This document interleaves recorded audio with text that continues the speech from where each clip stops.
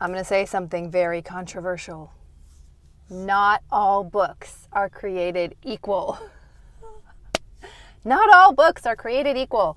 Why do I say that's controversial? Now, of course, it's not controversial. But have you ever heard somebody say, yeah, my child reads nothing but vampire novels and Captain Underpants, but at least he's reading. And they're so sincere in this belief that any type of reading is good reading and will lead to good reading. Now, most people in our society can read. They have the mechanics down. But there's also a soul and a character side of reading. So is the child's reading going to lead her to a love of wisdom?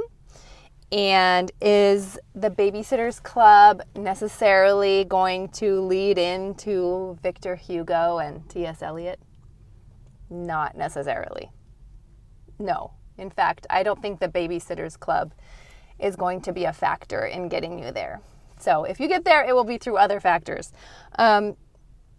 People are naturally lazy. And of course, like, I know this because I'm a person, but they're not going to develop, for example, polite social manners or etiquette at the table or a good work ethic all by themselves, right? These things have to be taught, and they're also not going to develop a taste for high literature all by themselves.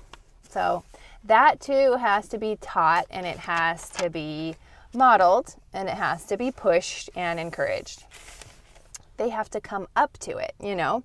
So if a child is in school all day, it's likely that they're reading mostly textbooks. And textbooks are not going to encourage a love of literature generally, because what is a textbook for? It is for providing information mainly, so that the person can memorize the specific bits of information and then spit them out on a test. That isn't going to promote the love of anything except maybe achievement. And I think it creates book burnout. Like, have you met anybody who, after they were done with school, they didn't pick up a book for years? And I think that is textbook burnout, because when your only activity of book reading is basically taking factoids so that you can perform on a test, that's not feeding the character and the soul part of your reading nature, whatever, at all, right? So it's using the mechanics of reading, but there's reading and then there's reading.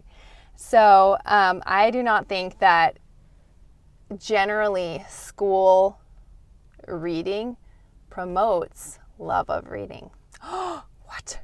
And I do think that librarians and public school teachers and stuff try to overcome that and mitigate that by encouraging the children to read twaddle, really.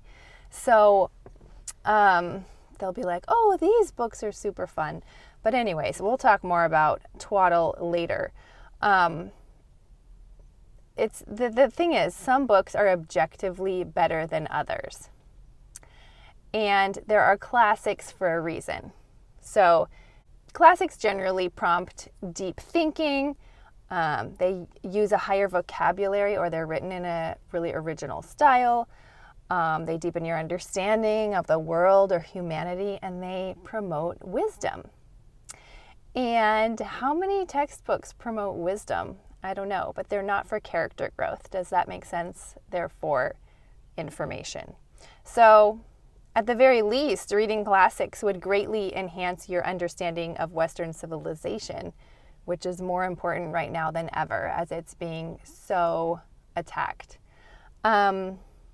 So let's see. Books that I would stay away from. Number one, Disney books that are based on Disney movies. What? What is that? That's just an atrocity. That's a no. If my child brings me that book to read aloud, I just say no. I'm not reading that. It's not worth my time. there are thousands of other books in this world. Let's read a good book. So I don't often say no to my children when they ask me to read them something, but that is one that I have said no to, or one type of book. Also, stay away from too many silly books. So twaddle is basically things that don't make you grow, things that appeal to maybe your potty humor, like just your baser humor instincts, and that's all that it does. Thinking of a book called Toot by Leslie Patricelli, and I generally like the Leslie Patricelli books for toddlers, but that one's above and beyond, and it's just potty humor. That's all it is. There are other things, is what I'm saying. Now, abridgments, I hate abridgments in general, because it's like, what am I missing that somebody cut out of the author's work? Okay, some books deserve to be abridged, I suppose, but I would stay away from those. Now, there are some exceptions to that. Like, I had one of my children read a book called Hans Brinker for school, and it was super long-winded, and somebody gave me a bunch of abridged books. I got rid of most of them, but Hans Brinker was in there, and I went, yes, this one needed to be abridged. So Atlas Shrugged, guys, is another one that I tried to read, and I know it's important for the defense of capitalism, which has helped us all so much. However, it had some scenes in it that were just too gross for me, and that I'm like, I don't need to be reading about this. In Atlas Shrugged, the point of the book is you can definitely get it from the condensed version. So I'm reading Spark Notes on that one. All right. Oh, there's one more abridgment that is good. Now, of course, Bible story books are abridgments and retellings for children. But your children can also be there when you're reading them the straight scripture. They will get stuff out of it, whatever they get out of it. I do read them storybooks of the Bible as well. But there's The Little Pilgrim's Progress by Helen Taylor, I think it is. That one is an example of a pretty good abridgment for younger readers, although later on in their school career, I would have them actually read original Pilgrim's Progress as well.